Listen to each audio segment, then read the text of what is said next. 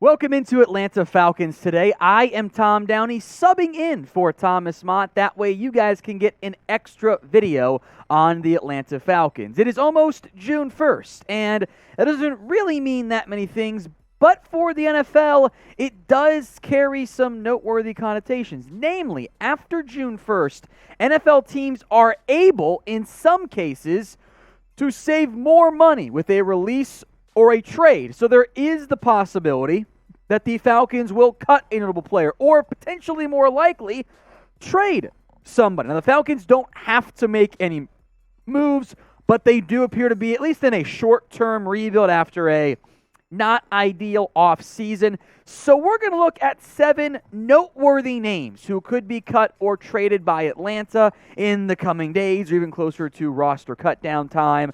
Focus on the noteworthy guys because no one cares if the random UDFA receiver gets cut because you didn't know who he was a month ago.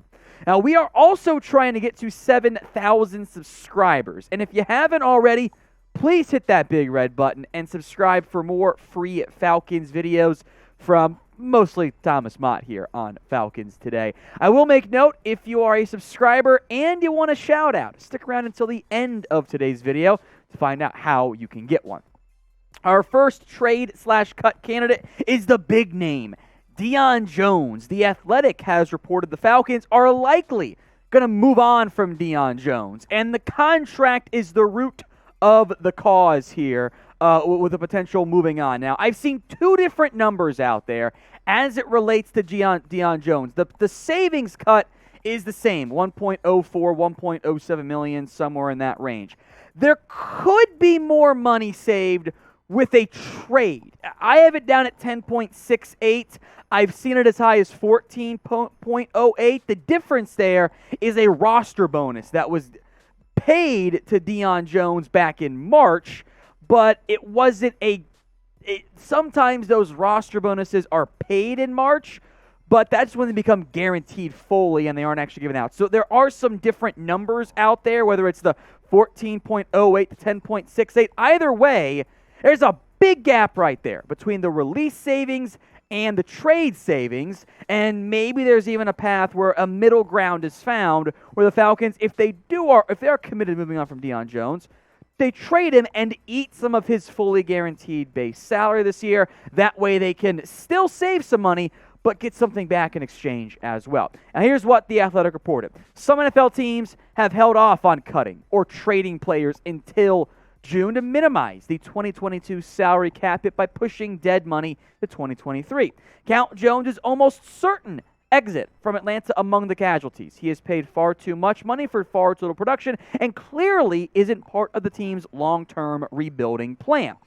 Trading Jones after June 1 would be the team's preference. It would transfer most financial guarantees to Jones' next team.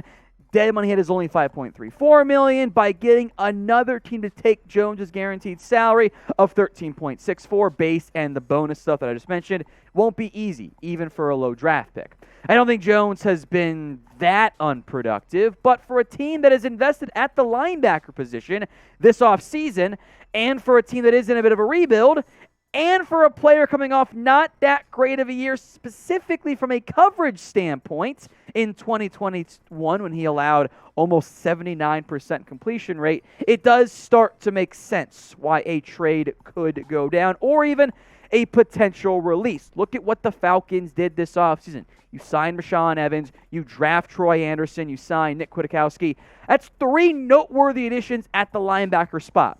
This position is in the beginning of a change for the organization, so don't rule it out. Now, what would you guys do with Deion Jones? I'm going to make this one the pinned comment on today's video, so that ad break comes here on YouTube. Take advantage of it. Head down there, type in D for dump, or you can type in T for trade. Now, we're not done at the linebacker spot, although I will make note that every player we're going to discuss the rest of the way, including Mikael Walker, you don't actually save any extra money by making it a post-June 1st cut. That's just the timing of the contracts versus trade versus cut. Excuse me, there's no difference in the cut or trade numbers there.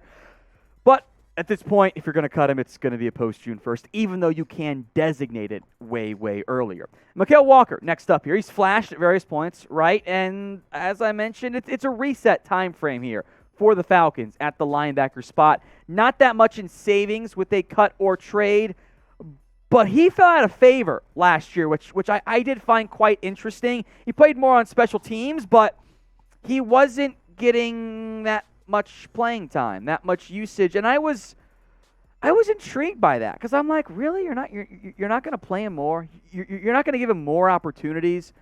That was interesting to me, and I think you could find a low-end trade partner. But again, Troy Anderson, that's your long-term youthful linebacker one, ideally. It's no longer Walker. Rashaan Evans, Kwiatkowski, and be veteran stopgaps. If those are your top three, you're fine. Could Walker be your fourth or your third if you do move on from Deion Jones? Absolutely. But I do want to acknowledge the chance of, this Falcons team could get some real creative changes going at linebacker, even beyond Foyolokun, of course, now down in Jacksonville. So I want you to name a Falcons player you want to trade or cut. Who do you not want on this team anymore? Drop that name or names in the comments. Let's go to some disappointments in terms of the draft. That's Marlon Davidson, who I liked a lot, by the way, coming out of Auburn. Former second-round pick has not made the impact you would anticipate and or hope for. His draft status as a second-round pick, however, means he could be a trade chip. I don't think he's a great scheme fit for what the Falcons are currently trying to do, which makes me wonder if they could ship him off and get something else in exchange for Marlon Davidson. Unfortunately, as you can tell on screen here, that production is simply not what you're hoping for. He did have an INT this year, which was for a touchdown, which was pretty cool, but talking about 29 career tackles and 1 sack, that's not great. Now, the Falcons run that 3-4 base front there. We'll get to guys like Anthony Rush later on. I think Vincent Taylor is a pretty decent scheme fit there. Taquan Graham's a good fit as that 5 technique. And they rotated a lot of guys through that organization, through that rotation there. But you were hoping for more production out of Marlon Davidson, and you simply didn't get it. Now, one guy who, once he arrived in Atlanta, kind of outsnapped Davidson, was Anthony Rush, midseason addition, and he found playing time over others like Davidson once he arrived despite not being there for all 16 games. As a pure, true nose guard, which we listed Davidson at DT, it's not quite what he is. I think he's best as a 3 technique. Look, Anthony Rush had about 19 fewer snaps than Marlon Davidson did last year and made pretty similar impacts despite arriving later in the season. I think he played 1 fewer game, technically, I think was what the numbers were there. He doesn't bring you anything in the pass rush. That's not what he does, one quarterback hit just like Davidson, but he fits that run-stopping mold. And as the Falcons begin to adjust that defense and build it in their current regime's image, wonder if Rush, who's cheaper than Davidson from a contract perspective, wonder if he could beat him out altogether more so this year.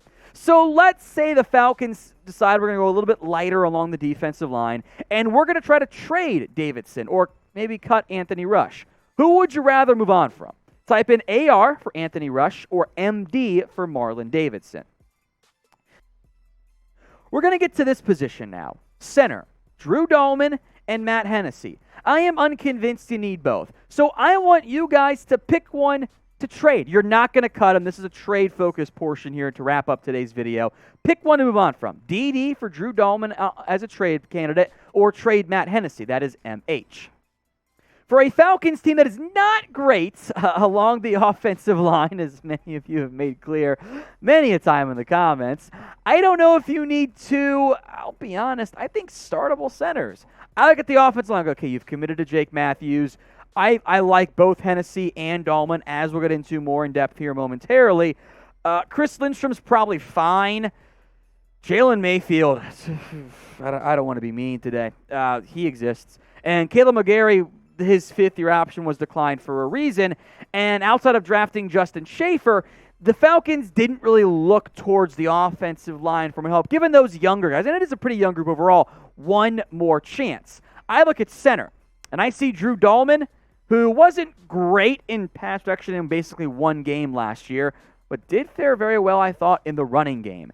And that's where he's at his best. And I just wonder if you could get a decent pick, or maybe even a different left guard or right tackle for one of those two guys. There are plenty of teams that need center help. I think both these guys can start for you. Are they elite? Are they elite centers at the top of their game? No, they're not like top 3 at their positions, but they are startable. And I've seen some pretty bad starting offensive linemen in the NFL.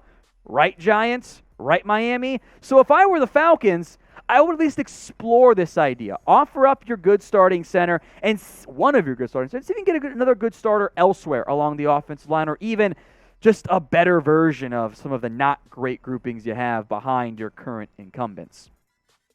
As promised, here is your shout-out opportunity. If you made it all the way to the end of today's video and you are subscribed, comment squad for me in the comments section, and whether it's for me or my boy Thomas Mott, you will get a shout-out on a future show.